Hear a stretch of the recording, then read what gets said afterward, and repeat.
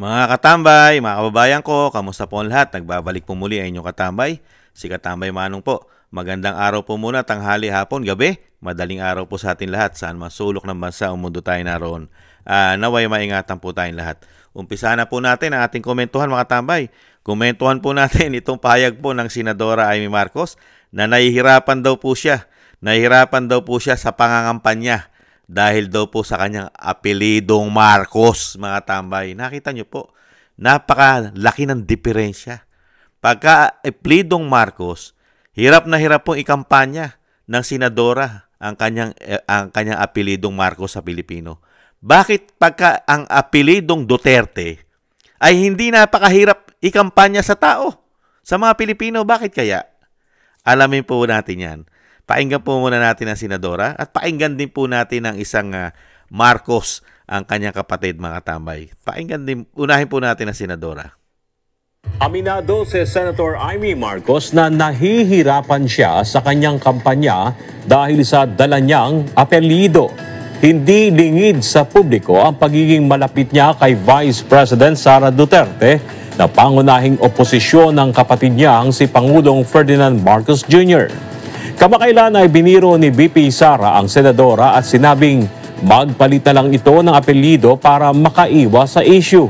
Gayunman, sinabi ni Senator Amy na hindi niya ito kailangan. Sa palagay ko, hindi ako dapat magpalit kasi tapat ako sa turo ng aking ama. Okay. Yan po mga tambay. Tapat daw po siya sa turo ng kanyang ama. Pero dumating po, ang panahon po nung tayo po ay mga bata pa, yung iba hindi pa pinapanganak. Gaano naman po kinamumuhian ng mga Pilipino nung panahon po ng tatay niya. Lalong-lalo daw po nung panahon ng diktador at martial law. Kaya hindi po niya kayang palitan po ang apelidong Marcos, mga tambay. Ito naman po yung Marcos. Na hirap niya pong ikampanya ang kanyang sarili. Ganito pong klase po ang Marcos, mga tambay. Ang kanyang kapatid. Tingnan naman po natin ang kanyang kapatid. Dahil yung mismo kanyang kapatid, ang kanyang ading ay kinundi na. Kinundi na po noong nakaraang araw yung kanyang report sa Senado na yung ginawa niyang report ay hindi po inaayunan ng kanyang kapatid. Dahil ayon sa kanyang ading ay tama po na ipatapon ang dating Pangulong Duterte sa dahig. Ganun po katindi. Dahil isa po yata abogado ang Pangulong Marcos. Si Maricel Halili tungkol dun sa reaksyon ng Pangulo. Tingnan mo natin. Ulitin po natin. Isa kasing abogado ang Pangulong Marcos Alam na alam lahat ang batas. Mga tambay, alam na alam dahil isang Pangulo ay isang magaling na abogado po yata. Kaya po nga naipatapon niya sa dahig, sa ICC, ang dating Pangulong Duterte dahil napaka maalam sa batas ng Pangulong Marcos. Si Maricel Halili tungkol dun sa reaksyon ng Pangulo sa investigasyon ng Senado na sinasabing politically motivated ang pagkakaaresto kay dating Pangulong Duterte. Maricel? Yes, Ruth, kinontra ni Pangulong Bongbong Marcos ang findings ng kanyang kapatid na si Senadora Amy Marcos tungkol sa pag-aresto kay dating Pangulong Rodrigo Duterte. Sinabi kasi ni Senadora Amy na isa itong malawakang hakbang para pabagsakin ng mga Duterte. Tutol dyan ang Pangulo. Aniya kahit naman sino may sariling opinyon. Hindi na nagbigay ng karagdagang komento ang Pangulo ukol dito. Pero si Interior Secretary John Vic Remulla na isa sa mga inirekomenda ni Senadora Amy na investigahan ng Ombudsman, simple lang ang naging sagot. Maigi raw at naniniwala ang Senadora sa due process. Hindi tulad ng... Ayan mga tamay, nakita niyo po.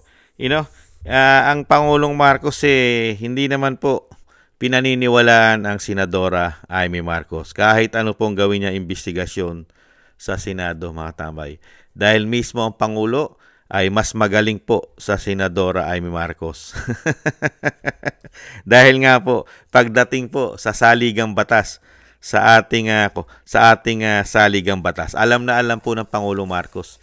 Alam na alam niya po ang ginawa niya na pagpapatapon po, pagbigay po sa banyaga. Kahit po walang jurisdiction po ang ating bansa sa ICC. At wala pong kaso, walang mga kaso na isinampa sa dating Pangulong Duterte sa ating bansa. Dahil nga po sa sobrang talino po at kaalaman sa batas, Walang nilalabag na batas ang Pangulong Marcos, mga kabayan. Kasi nga po, matalino po siya. Mas matalino pa po siya sa Korte Suprema, sa mga justices natin, sa mga associate justice, sa Supreme Court justice natin. Ganyan po katalino ang isang Marcos Jr., mga tambay, pagdating po sa batas. Kaya po, wala pang 24 oras, naipatapo na po, naipamigay na po ang dating Pangulong Duterte dahil po sa sinasabi Interpol. Ganyan po katalino. Kaya nga po, diyan ka magtataka mga tabay. Bakit kaya? Napakatalino po ng Pangulong Marcos. Lahat po'y alam, napakahusay maglingkod, napakahusay sa batas. Bakit nagrereklamo Senadora Amy Marcos? Napakahirap mangampanya. Pagka nga ipelido mo sa panahon ngayon ay Marcos. Bakit kaya? Napakagaling ng Pangulo. Walang issue. Walang issue sa korupsyon. Walang issue sa pamumulitika. Napakahusay gumamit ng batas, ng saligang batas. Sumusunod sa batas ng Pilipinas. Walang nilalabag na batas ang binagoong ang Pilipinas sa panahon natin ngayon. Bakit hirap na hirap ang Senadora Amy Marcos na ikampanya ang kanyang sarili sa mga Pilipino dahil siya ay isang Marcos? At ayaw rin naman niya magpalit ng apelido dahil ang kanyang katwiran ay yun ay sumusunod siya sa turo ng kanyang ama. Ano po ba ang turo ng kanyang ama na natuklasan po at naranasan ng mga Pilipino? Ang turo ng kanyang ama, ano po ba? Nagkaroon po tayo ng malawakang martial law nang mahigit 20 taon silang nanungkulan sa ating bansa. Yun po ba'y turo ng kanyang ama? Hindi kaya? At nagkaroon po na isang damukal na gurgur. Yung sinasabi po na galit pong makakaliwa na ibagsak ang Marcos. Ibagsak ang Remeng Marcos. Di ba? Sinusunog pa nga ang kanilang mga litrato o larawan, mga tambay, sa galit po ng mga makakaliwa. Pero ngayon po, ang mga makakaliwa po ay minamahal po sila ngayon. Mahal na mahal po sila ngayon. Ganun po talaga. Kaya po maisip mo ang mga makakaliwa pala, mga tambay, hindi pala silaw sa pera yan. Hindi pala silaw sa pera at sa kapangyarihan. Yung sinasabi makabayan daw sila. Makabayan. Ibig sabihin pala ng makabayan, bayad pala sila. Mababayaran mo kami. Yung pala meaning ng makabayan sila. Mababayaran mo kami. Ayun, nabayaran yata. Kaya kakampi na nila Di kaya. Dahil yung makabayan, naging mababayaran mo na kami. Ay, nako, patawarin. Yan po ang pagkakaiba, di ba mga kabayan? Yung isang Duterte, pagka-apelidong Duterte, hindi mo na kailangan ikampanya. Taong bayan na mismo ang magsasabi sa'yo na Duterte kami dahil nakita namin kung paano maglingkod ang Duterte. Bakit ngayon? Hirap na hirap po ang Senadora Amy Marcos. Bakit? Paano ba maglingkod ng Marcos? Magmula nun sa sinasabi niya, turo sa kanya ng ama. Paano po ba naglingkod ang isang Marcos Sr. sa panahon po nung mga panahon nila? Yan, malalaman po, alam po yan, lalo-lalo po ng mga nakaranas po ng batas militar. Nakaranas po ng human rights na sinasabi po. Di ba? Nasaan ang napakaraming human rights ang yumayaw-yaw noon. Noong mga panahon na yon, noong sa Marcos Sr. Di ba? Nakaranas po ng mga batas militar, martial law, ng nanungkulan ng mahigit 20 taon. Yan po, ano po? Mga kabayan, yan po ang ipagmamalaki po ng Senadora Amy Marcos. Yung bili ng kanya ama na inulit ko po. At ito po, yung mga achievement po ng kanya kapatid. Napakadali po ba ibenta? Katulad po ngayon, Pangulo po ang kanyang kapatid, mga katambay. Nakita nyo po. Napakadali nga ibenta ng Pangulong Marcos ngayon dahil napakabuting Pangulo eh. Napakabuli. Marunong tumanaw ng utang na loob ang pamilya nila. Kaya po, maibebenta mo talaga sa Pilipino eh. Hindi mo na kailangan mangampanya. Pagka ang apelido mo ay Marcos sa panahon po ngayon ng 19 Congress kasama kanyang pinsan. Di ba? Pagka ang apelido mo ay Araneta, Romualdez, Marcos, ay minamahal po yan ng taong bayan. Pagka po sa survey nila, nakikita po natin sa survey nila, mahal na mahal po ng taong bayan sa survey nila. Dahil bumaba misa ng survey, biglang tumaas na naman. Dahil mahal na mahal nga po ng survey nila ang pamilyang ito, mga bayan. Kung hindi po magkakaroon ng malawakan dayan, mga bayan, kayang-kayang manalo ni Senadora Amy Marcos Saan? Sa survey.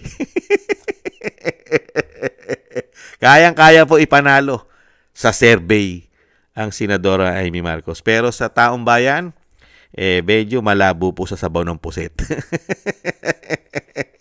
Kasi yung sinasabi nga pong history at legacy nila, talagang nakatatak po sa mga Pilipino yan, mga kababayan. Ang hindi lang po nakakita ng ginagawa po nila ngayon, yung sinasabi nga po natin na makabayan na nababayaran daw sila ngayon.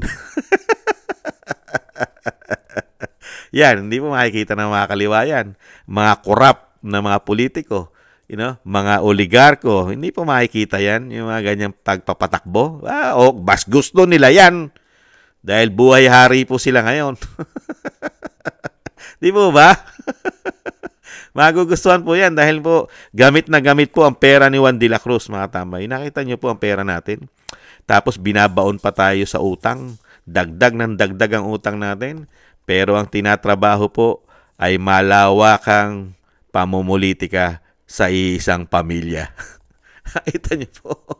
Ngayon, ang isang Senadora Amy Marcos ay nahihirapan, mga kabayan. Unbelievable, napakasarap ang apelidong Duterte, Mga pamilya Duterte, hindi mo na kailangan isiksik pa ang sarili mo na, gumawa ka pa ng napakaraming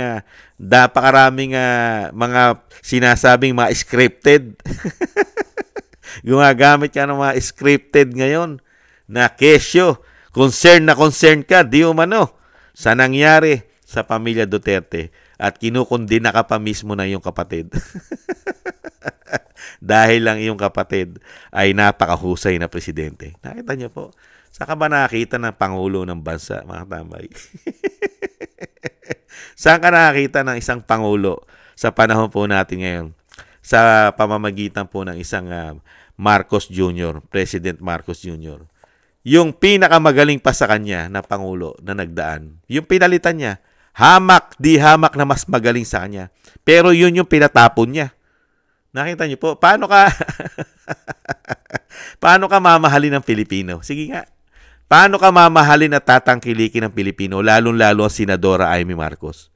Sige nga, yung isang presidente na mas magaling pa sa'yo, yung pa yung pinulitika mo, pinatapon mo, tinanggal mo sa bansa, na never nakakuha ng 25% approval at trust rating, yung Pangulo na yon. Never! Sa kanyang panunungkulan ng 6 na taon, never sumadsad ng 25% ang kanyang approval at trust rating sa taong bayan. Nakita niyo po, yung tiwala at pagmamahal ng taong bayan, majority, dahil ang dating Pangulong Duterte, hindi po bumababa sa 60% yan. Laging 70 pataas hanggang 80 plus ang approval at trust rating niya na 6 na taon. Pero, ngayon, ang pinakamagaling sa tingin niya. Kaya nga po, pinatapon niya ang isang presidente na di hamak sa tingin ng mga Pilipino ay mas magaling sa kanya. Ngayon, hihingi kayo ngayon na kayo ay pagkakatiwalaang muli at kailangan maniwala na naman ng mga Pilipino sa apelidong Marcos.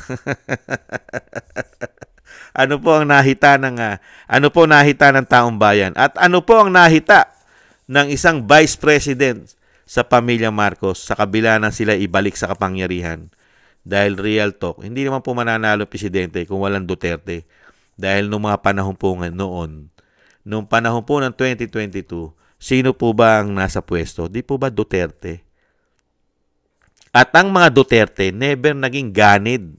Hindi sila swapang, hindi sila sakim sa kapangyarihan. Hindi po katulad ng nakikita natin ngayon. Never pinabagsak ng mga Duterte ang mga kalaban nila sa politika. Nakita nyo po, pinabagsak po ba? Tinamnan po ba ng napakaraming issue, demanda, impeachment? Di po ba? Nakita nyo po, pati yung kanyang vice president na 6 na taon siya, tinuliksa, binanatan, siniraan. Nakita nyo po ba sinampahan ng mga kaso at impeachment? Ang dating vice president Leni Robredo. Sige nga. Never, kasi hindi po sakim. Hindi sakim sa kapangyarihan. Ngayon po ba, ano po nakikita natin? Hindi po ba sila sakim? Yung alam nila na susunod na Pangulo ng bansa, ano po ginagawa nila ngayon? Patong-patong na kaso. Patong-patong. Di ba? Impeachment. Meron pang subpoena. Matamay. At meron pang ICC. Na nasa ICC na raw po din. Na po pwede nang dakpin o nakalagay na po sa listahan ng ICC daw po ang Vice President. Nakita niyo po yung comparison. Tapos sasabihin po ngayon ng mga kritiko ng mga Duterte na ang mga Duterte daw po sakim sa kapangyarihan. Ganid. Kung totoong sakim yan, maging presidente pa ba ang Pangulong Marcos? Sa tingin nyo? Kung sila po'y sakim sa kapangyarihan? Di po ba? Hindi papayag ang isang sakim na Pangulo na iba ang magiging Pangulo. Di po ba? Nahandyan na kanyang anak. Di po ba? Ngayon nga sa panahon natin Sa panahon natin nakita po ngayon sa binagawang Pilipinas, gigil na gigil po sila na pabagsakin ng Vice President. Dahil hindi po sila sakim sa kapangyarihan. Di po ba? Nakita niyo po yung diferensya. At never nagpabagsak. At marunong tumanaw ng utang na loob. Marunong tumanaw ng utang na loob ang mga Duterte. Bakit ko nasabi, mga tambay? Kaya nga, minahal ng mga Pilipino mga Duterte. Di ba? Yung ginawang tulong ni Senadora Amy Marcos na suportahan ang Pangulong Duterte nung panahon na yon. Dahil sinuportahan niya po Di ba? Nung panahon na siya ay gobernador. Ano po ang ginawang tulong? Dahil marunong tumanaw ng utang na loob ang dating Pangulong Duterte, ano ginawa? Sinuportahan niya ang pagpapalibing sa kanilang ama. Dahil kung walang suporta ng isang Pangulo ng Pilipinas, hindi po maililibing sa libingan ng bayani ang dating Pangulong Marcos Sr. Real talk. Real talk. Di ba? Kailangan po yan ang tulong, puwersa, approval ng Pangulo. Dahil napakarami pong kalaban noong mga panahon na yon. Nahandyan po ang makakaliwang grupo na talagang hindi papayag kasama po ang liberal, dilaw, pink na mailibing ang kanilang ama noong mga panahon na yon. Pero ngayon kakampi na po nilang lahat. Nakita niyo po kung paano po tumanaw ng utang na loob ang pamilya Duterte sa Marcos. Natulungan, pero natulungan din po silang ipalibing na napakahabang panahon.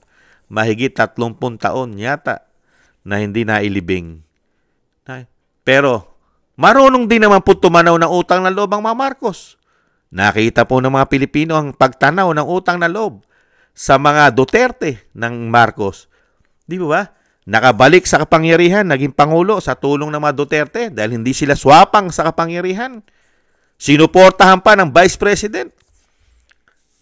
Di po ba? Ano po ang iginante dahil marunong tumanaw ng utang na loob ang pamilya Marcos? Ano po? Ayun, ipinatapon po. Yung kanyang ama ipinalibing ng marangal na libing sa bilibingan ng bayani dahil marunong tumanaw ng utang na loob.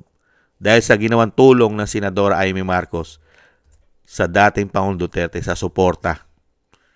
Pero, yung pagtanaw ng utang na loob ng mga Duterte, naipanalo dahil nagkaroon ng unity team, Naipalibing ang kanyang ama, naging Pangulo ang Pangulong Marcos Jr.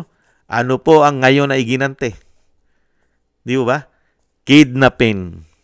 Ipatapon sa dahig, ibigay sa ICC na wala naman po silang jurisdiction sa atin. Ipatapon mo na hindi na po, malabo na pong makabalik sa Pilipinas dahil wala na po tayong jurisdiction sa Netherlands. Hindi natin sila pwedeng utusan. Hoy, balik nyo na sa amin yan. Never. Wala tayong jurisdiction doon. Nakita nyo po, napaaganda po na nilang tumanaw ng utang na loob. Yung ginawa po nila sa dating Pangulong Duterte na marunong tumanaw ng utang na loob sa pamilya nila. Pero ay ginanti naman po ng pamilya Marcos kay dating Pangulong Duterte. Ipatapon mo sa ibang bansa na malabo na sa ngayon makauwi. Ganyan po. Nakita niyo po tumanaw na utang na loob. At ganon din po. Nung ipanalo po siya dahil nagkaroon ng unit team, ibinabalik tanaw lang po natin para po malaman natin yung sinasabi ni Amy Marcos, Senadora, na napakahirap ikampanya ng kanyang apelido. Nakita niyo po. Ganon din po ang naranasan ng isang Vice President. Nakakuha po ng napakaraming solid vote ang Marcos at nakabalik. Dahil nga po hindi naman po nanalo yung Vice President sa isang Leni Robredo na hindi po kilala at wala pong loyalist. Walang loyalist na hawak ang dating Vice President Leni Robredo. Tinalo siya. Di ba? Ang ipinagmamalaki ng loyalist ay marami sila. Pero Olats, Vice President pa lang. Di ba? Tinulungan ngayon. Niligawan nila ang Vice President sa pangunguna ng Amy Marcos. Yan mismo ay galing sa Vice President. Di po ba? Nung manalo na po, ano po ang iginanti nila dahil hindi po sila sakim sa kapangyarihan? Never! Hindi sila sakim. Kaya nga po patong-patong na pagpapabagsak ang nangyayari sa Vice President. Inumpisahan nila sa confidential fund. Sinundan nila ng impeachment, tapos na sa Kamara. Senado na lang inihintay. Ngayon po, isang damukal po na kaso naman. May mga subpina na. Ano pa? May ICC pa. Nakita nyo po, ganyan po silang tumanaw ng utang na loob. Yan po ang tatak Marcos. Tatak po yan. Peklat na po yan. Balat. Komento ko po, mga tamay. Komento ko. Kasi yung po yung nasaksihan ko eh. Yung po nasaksihan ko, buhay na buhay pa naman ako. Nakita ko po ang pangyayari 2022 at ngayon po 2025. Nasaksihan ko rin po kung paano ipalibing ang kanilang ama sa libingan ng mga bayani. At nasaksihan ko rin po kung paano manalo gamit ang unit team Tatak Duterte ang isang Pangulong Marcos. Nakita ko rin po yung ginawang kabutihan ng mga Duterte sa Marcos. Pero wala po akong nakita na kabutihan ginagawa ng Marcos sa mga Duterte ngayon. Kayo po ba? May nakita po ba kayo? Kasi yung ginawa po nilang kabutihan sa Duterte, naibalik po nila eh. Mas higit pa ang ginawa nilang kabutihang pagbalik, yung pagbalik nila ng pagtanaw ng utang na loob dahil nga po sa suportang ginawa na Senadora Amy Marcos sa dating Pangulong Duterte na kaisa-isang gobernador daw po sa Luzon na sumuporta sa kanya. Totoo po yun. Kaya nga po, nakita po ninyo yung pagtanaw ng utang na loob ng dating Pangulong Duterte, sinuportahan niya. Walang nakapigil, ninuman, kahit ang mga dilaw, liberal, makakaliwang grupo, aktivista na ayaw ipalibing ang kanyang ama. Napigilan po ba nila ang pagiging political will? May buyag balls na Pangulo, hindi natakot sa mga makakaliwa, liberal, dilaw, pink, at nandiyan pa ang mainstream media na galit na ipalibing ang kanyang ama, di umano. May nagawa po ba sila? Ganyan tumanaw ng utang na loob ang Duterte, mga kababayan. At yung pagbalik sa kanilang kapangyarihan, naging Pangulo ang kanyang kapatid. Ngayon, kayo po, ano masasabi nyo? Sino po ang tunay na lingkod bayan? Sino po ang nagmamahal sa Pilipinas? Sino ang nagmamahal sa Pilipino? Kasi ngayon po nakikita natin, ang minamahal po yata ngayon ng binagoong Pilipinas ay mga sarili nila, mga kaalyado nila, mga oligarko yata. Yan ang kanilang nakikita natin, minamahal nila at pinoproteksyonan.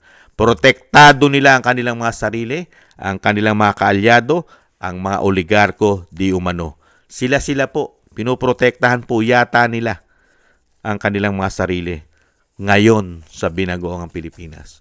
Mga kababayan, ngayon, ang tanong, napakahirap po ba ibenta ang apelidong Marcos? Ikumpara mo sa apelidong Duterte? Mga kababayan, nagtataka pa ba?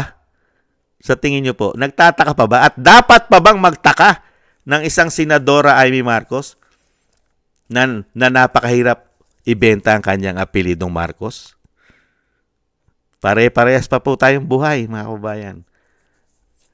Nakita po natin kung paano maglingkod. Ngayon po, 3 taon na po, naglilingkod ang Marcos. Ano pong klaseng paglilingkod ang nangyari sa ating bansa ginawa? Lalo-lalo po sa ating kaperahan sa 3 taon. Lalo-lalo po sa paggamit nila ng batas sa pamumulitika. Kayo po, ano masasabi nyo? At paano naman po manungkulan naranasan natin na 6 na taon ang dating Pangulong Duterte? Nahandyan pa ang pandemya, COVID-19.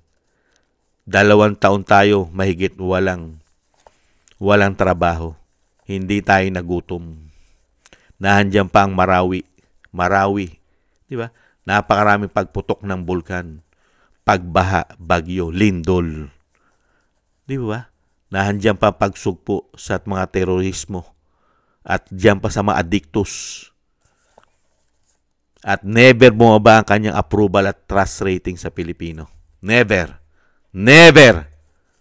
Pero yung pinakamataas na pinagkatiwalaan sa kasaysayan ng bansa, sa kasaysayan kasi ng bansa, history po, nung mag-umpisa po na magkaroon ng approval at trust rating o survey, history po yan. Kauna-unahan po sa kasaysayan, kung hindi nagkakamali si Kamanong, si dating Pangulong Duterte pa lang ang nakakuha magmula ng umupo hanggang matapos ang kanyang termino. Kasaysayan po yan. Never bumagsak ang kanyang approval at trust rating sa mga Pilipino. History po yan. Nasa book of record na po natin yan. History po yan sa Pilipino. Ang kanya, survey pa nila yan. Mga tambay.